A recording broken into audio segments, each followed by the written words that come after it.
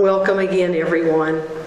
My name is Sarah Williams, and I've probably talked to most of you on the telephone at some point over the past 5 years. It's my honor and pleasure to welcome you here today to our final symposium.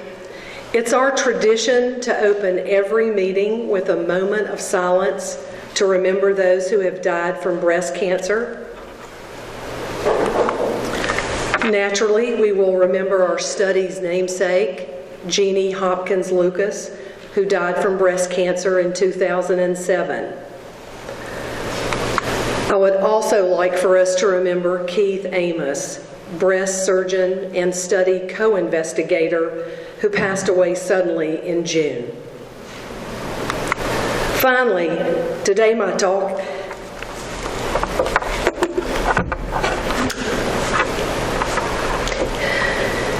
is dedicated to Bob Milliken, our brilliant principal investigator who died unexpectedly last year. Please join with me now in observing a moment of silence for these three remarkable individuals and for the women in the study who are no longer with us.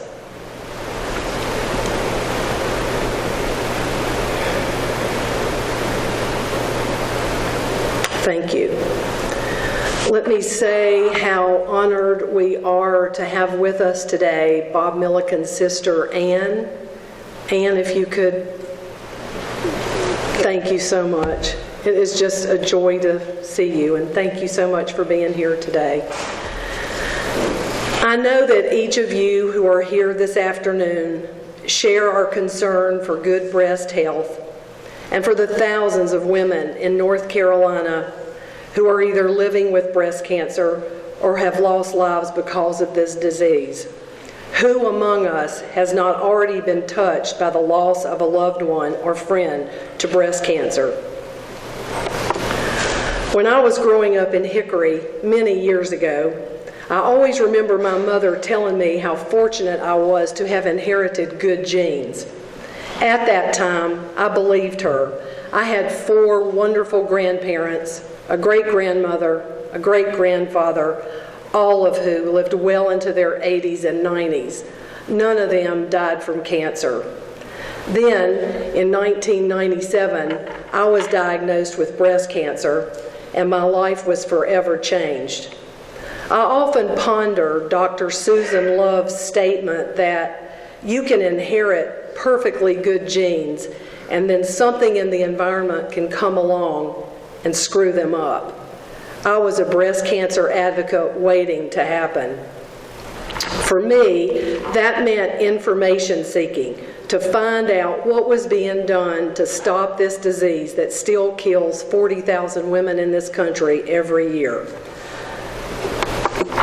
I learned about the National Breast Cancer Coalition, the NBCC, and I went to my first national advocacy conference in Washington, D.C. in 1998. They were pressing Congress to increase funds for breast cancer research. Yay, NBCC. Then I found out I could take an intensive 5-day course about the science of breast cancer through NBCC's Project LEAD, which stands for Leadership, Education, and Advocacy Development. Sign me up, I said. Then I was invited to sit on panels with scientists, doctors, and professors and offer my advocate perspective about whether proposals we were reviewing were worthy of funding. I have done this for the American Cancer Society, the Avon Foundation, the California Breast Cancer Research Program, the Department of Defense Breast Cancer Research Program, and Susan G. Komen for the Cure. You too are advocates. You made the choice to participate in this research study and thereby will help us learn all we can about our genes and their interaction with environmental carcinogens. This is one powerful community. While I've done my share of races and walks and pink ribbon wearing, it never ceases to amaze me that those women who only march, race, wear a pink ribbon, buy a pink vacuum cleaner or pink blender, or how about that dang pink Barbie doll, believe that they're in this together with us. No, they're not, because they don't know, like you and I, literally all the way down into our cells, what it really means to have breast cancer. Because if they did, they might want to do more than shop and walk for the cure. They might want to demand that more be done to learn what causes breast cancer and how to prevent it. They might want to actually become part of an incredibly important research study like the Carolina Breast Cancer Study. People often ask the CBCS study staff why we are so passionate about women's health.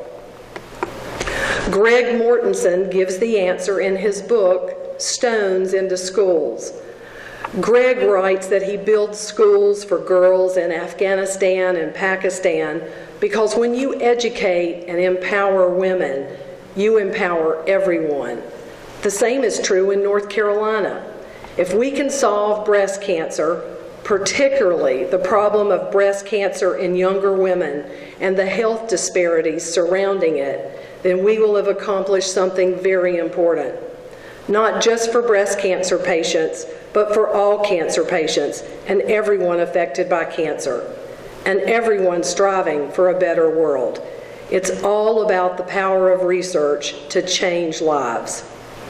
And the power of research can change lives.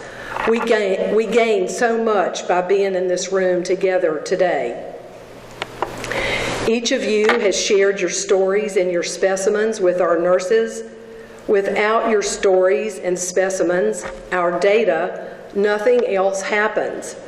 This is research that will create new knowledge and turn that knowledge into advances in breast cancer treatment and prevention. We will use your data as keys to unlock doors to a new and better future. I leave these words of wisdom with you because I absolutely love this quote. Do whatever it is you do to make yourself feel better. If you believe in God, pray. If you believe in science, do some research. If you're a gal who likes to hedge her bets, pray to God that the science works.